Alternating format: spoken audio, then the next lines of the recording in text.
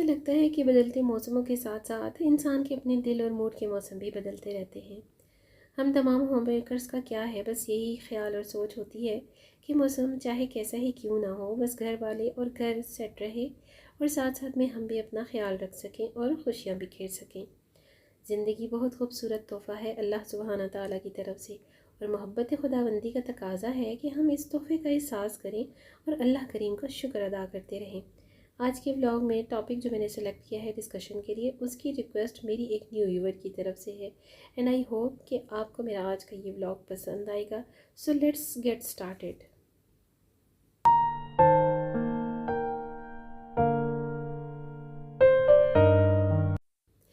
अस्सलाम वालेकुम जी and welcome back again to the channel. I hope you all are doing well and fine. अल्हम्दुलिल्लाह I am good also. तो जी vlog का start हो रहा है अर्ली मॉर्निंग रूटीन से, नमाज और तिलावत के बाद कुछ टाइम में अपने गार्डन में अपने प्लांट्स के साथ और अल्लाह सुब्हाना ताला के चरिंद परिंद की आवाज़ों को इंजॉय करते हुए गुजारती हूँ और अपने रब से बातें करती हूँ। अपने ब्रेकफास्ट की तैयारी करने के साथ साथ मैं बहुत सारे उन तमाम कामों को अपने माइंड में सेट करती हूँ जो मैंने आज के दिन करने होते हैं, और अल्लाह ताला से मदद मांगती हूँ कि या अल्लाह पाक मुझे इतनी तंदुरुस्ती और इतनी एनर्जी देते रहना कि जो मैं अपने सारे काम अपने हाथों से तरीके से और जिस तरह से मैं चाहती हूँ वैसे कर सकूँ। आज भी बहुत ज़्यादा खूबसूरत मौसम है, सावन का स्टार्ट है और बारिशों का सीज़न भी स्टार्ट हो गया है। तो पराठे तो वीकली मेरे घर में वैसे भी बनते ही हैं, मौसम चाहे कुछ भी हो, पराठे तो वही पराठे हैं, वीकली तो बनते ही हैं। एक वक्त होता है इंसान हर चीज़ खा सकता है, एक्टिविटी कर सकता है, हर तरह के काम पूरी एनर्जी के साथ कर सकता है, तो ज़रूर करने चाहिए जो जो कुछ मुयसर है अल्लाह ताला की नेमतें। और फिर एक वक्त ऐसा भी आता है जब इंसान ना सही से खा सकता है और ना हज़म कर सकता है और ना ही इतनी एनर्जी होती है।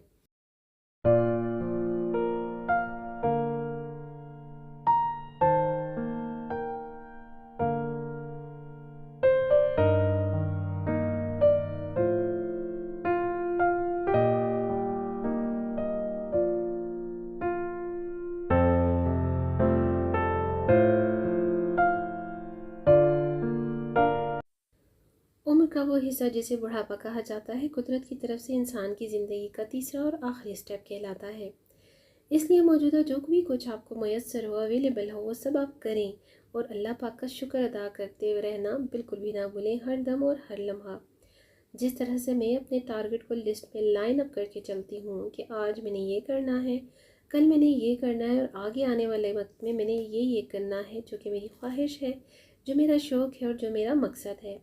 या रब मेरी मदद फरमाना, मेरी रहनुमाई फरमाना, मेरी छोटी छोटी ख्वाहिशात और तमन्नाएँ और टारगेट्स मुझे पूरी करने की तौफीक अता फरमाना, और जितनी उम्र लिखी है अल्लाह पाक ने अपने आगे सजदा रेज़ रहने की और सजदा शुक्र बचा लाने की तौफीक देते रहना। सो मेरे माइंड में बस कुछ ना कुछ ऐसे ही टारगेट्स चलते रहते हैं जिनको मैं अपनी टू डू लिस्ट में नोट करती रहती हूँ, और इंशाल्लाह किसी दिन नेक्स्ट व्लॉग्स में ज़रूर आपके साथ शेयर भी करूँगी। तो जी यहाँ पर मैंने अपना स्टोव बड़ा ही आराम से बड़ा टाइम लेकर नीट एंड क्लीन किया और इसको यहाँ पर रेडी भी किया। मैं इसी तरफ से अपने स्टोव की बहुत ज़्यादा केयर करती हूँ, क्योंकि ये मेरी अम्मी जान की निशानी है, और जो कुछ माँ बाप की तरफ से गिफ्ट्स मिलते हैं ज़ाहिरी बात है उनका अपने से बढ़कर ख्याल रखा जाता है। भाई मेरा तो यही मानना है। आई डोंट नो वाई, या तो मैं बहुत ज़्यादा सेंसिटिव हूँ, ओवर सेंसिटिव, या शायद कुछ ही लोग ऐसे होते हैं जो अपने प्यारों के दिए हुए गिफ्ट्स को, अपने प्यारों की यादों को, मेमोरीज़ को अपने सीने से लगा कर रखते हैं जितनी उनकी उम्र होती है, या ताहयात जब तक वो ज़िंदा होते हैं। बस जी यहाँ पर ये अपने घर के रैंडमली काम भी मेरे चल रहे होते हैं। मैं कोई भी इतने ख़ास क्लीनर्स, ग्लिंट्स, कुछ भी काले तेल वाला यूज़ नहीं करती, क्योंकि अगर डेली बेसिस पर इन सारे कामों को किया जाए ना तो इन पर कोई ग्रीस इतनी ज़्यादा जमती है और ना ही इतने ज़्यादा स्टेन होते हैं जिनको निकालने के लिए आपको तेज़ाब का सहारा लेना पड़े। यहाँ पर मैं अपनी बहनों को एक टिप ज़रूर दूँगी कि प्लीज़ आजकल ये जो इतने हार्श किस्म के तेज़ाबी किस्म के क्लीनर्स आए हुए हैं, जिनमें से मेरी बहुत सारी सिस्टर्स भी यूज़ करती हैं, व्लॉगर्स को भी मैंने यूज़ करते देखा है, तो प्लीज़ आप लोग अपनी केयर करें। देखिए, सफाई अपनी जगह, सफाई निस्फ़ ईमान है। सो थोड़ा थोड़ा करके रोज़ाना अपनी सारी चीज़ों की केयर करती रहा करें। लेकिन कुछ चीज़ें ऐसी होती हैं, स्पेशली कुकवेयर्स हो गए, स्टोव्स हो गए, और स्पेशली आपकी अपनी हाथों की स्किन, क्योंकि ये तेज़ाब से बनी हुई सारी चीज़ें होती हैं, क्लीनर्स जितने भी होते हैं, तो अपना ख्याल करें।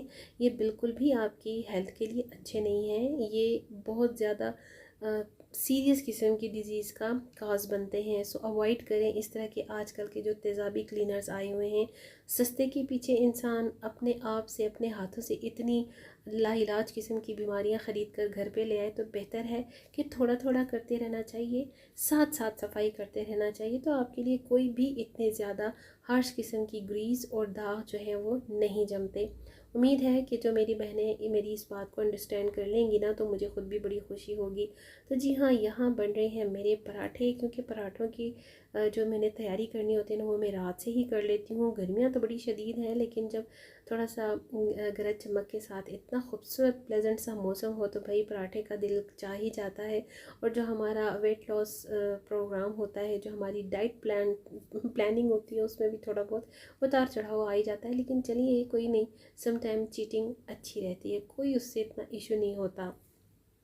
साथ साथ यहाँ पर मेरे पराठे भी बन रहे थे, और जो कुछ मैंने आज के दिन के लिए अपनी मॉर्निंग रूटीन से लेकर अपनी नाइट रूटीन तक जितने भी टारगेट्स को टारगेट किया हुआ था, वो भी मेरे माइंड में चल रहे थे। और घर वालों के साथ जब एक टेबल पर बैठकर तबसरों के साथ छोटी खट्टी मीठी बातों चिट चैट के साथ नाश्ता किया जाता है, तो यकीन मानिए बड़ा ही प्यारा सा, बहुत खूबसूरत सा, प्लेजेंट सा माहौल सा बन जाता है।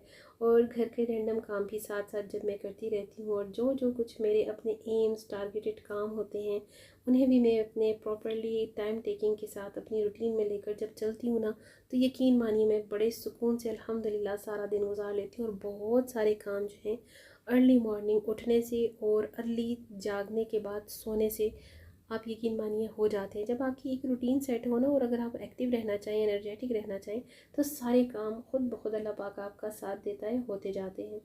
जैसे मैं अपनी ड्रेस डिज़ाइनिंग, अपना चैनल वर्क और अपनी मोहब्बत खुदाबंदी की गर्दान करते रहना भी मुझे सबसे ज़्यादा पसंद है। कभी नहीं भूलती, माँ सिवाय उसके जब अगर कभी तबीयत ज़्यादा ख़राब हो या कहीं जाना पड़ जाए तो।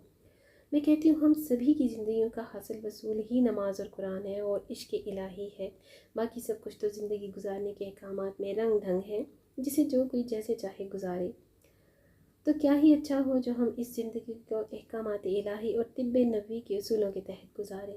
तो जी, नाश्ते से फ्री होकर बाकी कामों के बाद इवनिंग स्नैक्स तो कुछ ना कुछ लाजमी मेरे घर में बनते ही हैं। सो मैंने उसकी भी प्रिपरेशंस जो है ना, वो साथ ही में शुरू कर दी थी।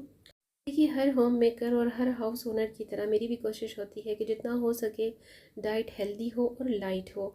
लेकिन कभी कभार फास्ट फूड या थोड़ा सा चिट चैट जो चीटिंग है वो चलती है, नो इशू। 2 दिन पहले मैं ग्रोसरी भी कुछ करके लाई थी, उसको भी मैंने पेंट्री में सेट करना था, और कुछ एक दो ज़रूरी काम थे, उसके लिए मैं हस्बैंड का इंतज़ार कर रही थी। और हस्बैंड के टाइम मैनेजमेंट के साथ साथ मुझे भी अपना वर्कआउट मैनेज करके चलना पड़ता है। अच्छा जी, आज का जो टॉपिक है गेनोफोबिया या जेनोफोबिया, वट एवर जो भी प्रोनाउंसिएशन है, कोई कैसे प्रोनाउंस करता है, कोई कैसे, तो आप लोग भी गूगल पर सर्च कर लीजिएगा। जेनोफोबिया, जिसे उर्दू में जिनसियत का खौफ कहते हैं, फियर ऑफ सेक्सुअलिटी, दूसरे अल्फाज में यानी कि ताल्लुकात का खौफ, फियर ऑफ सेक्सुअल रिलेशंस। ये फ़ोबिया कॉमनली फ़ोबिया नहीं कहा जाता, ये सिर्फ उन्हीं लोगों में हो सकता है जिन्हें ऑपोजिट यानी कि अपनी मुखालिफ जिन्स से खौफ होता है किसी भी किस्म का। अब ये खौफ यानी फ़ियर अगर मैरिड लोगों की बात की जाए, तो उनमें अपने प्राइवेट क्वालिटी टाइम में भी हो सकता है, किसी मेडिकल प्रॉब्लम की वजह से या किसी माहौलियाती असरात यानी घर के इन्वायरमेंट और सराउंडिंग की वजह से भी इसमें शामिल हो सकती है वजह। बहुत से लोगों में जब किसी भी फ़ोबिया को ट्रीट ना किया जाए, तो ये ख़तरनाक हद तक बढ़ जाता है, और उस शख्स के लिए ये सबसे ज़्यादा नुकसानदेह होता है जो इसका विक्टिम होता है। Cultural and religious phobia, sexual preference anxiety, fear of disease phobia, medical concerns, poor body image, fear of getting pregnant और रेप, ये तमाम कैटेगरीज आती हैं इस गेनोफोबिया में। अमूमन इज़्तिराब और बेचैनी, जैसे एंजाइटी कहते हैं, तमाम फोबिया इसी एक के साथ इंटरलिंक्ड होते हैं। और अजनबियों से बेजारी, खुले मकामात से खौफ, ऊंचाई का खौफ, हो जाने के वहम का खौफ, या फिर डर जाना किसी भी चीज़ से, किसी महफिल में जाने और लोगों को फेस करने का खौफ, शादी करने या किसी से जुड़कर पाबंद हो जाने का खौफ। गिनोफोबिया अगर मर्द हजरात में हो तो ये औरत से नफ़रत का खौफ, और अगर ख़वातीन में हो तो मर्दों से नफ़रत का एहसास होता है। और ऐसे लोग हमारे मुल्क में एक तहकीक के मुताबिक 9.8% हैं। गिनोफोबिया में मर्द और ख़वातीन शादी करने और रिश्ते में जुड़ने से डर महसूस करते हैं। ऐसे लोगों के सामने भी अगर शादी का जिक्र किया जाए ना तो इनको पसीना आने लगता है और उनकी हार्ट बीट भी तेज़ हो जाती है, और इनके जो सिम्टम्स हैं एंजाइटी सर फहरिस्त है। और ऐसे लोगों के सामने कभी भी शादी या मंगनी की जब बात की जाती है तो इनको घबराहट और खौफ आने लगता है। इनमें कमिटमेंट करने का भी खौफ होता है और ये किसी के साथ कमिटमेंट्स करते भी नहीं हैं। इनके सामने जब भी शादी का या रिश्ता होने का जिक्र किया जाए तो इनको पसीने आने के साथ साथ दिल की धड़कन या तो बहुत स्लो हो जाती है या बहुत फास्ट हो जाती है। ये शदीद तरीन घबराहट का शिकार हो जाते हैं। और जब इनकी एंजाइटी बहुत ज़्यादा बढ़ जाती है और ट्रीटमेंट भी ना किया जाए तो इनको वॉमिटिंग और पेट में दर्द भी रहने लगता है। सेकंड जो इसकी रीज़न आती है वो है ट्रॉमा।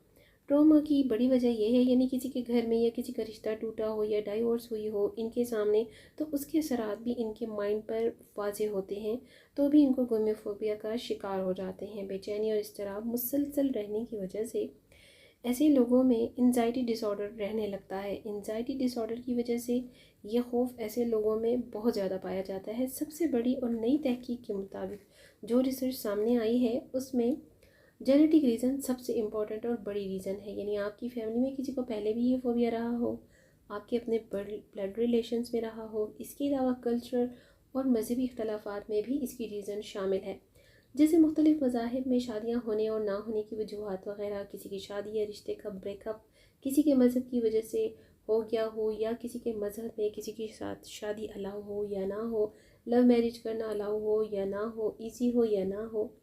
तो ये जो कुछ भी होता है इस सब के जो इफ़ेक्ट्स होते हैं इस वजह से हमेशा के लिए ऐसे लोगों में ये फ़ोबिया सरायत कर जाता है।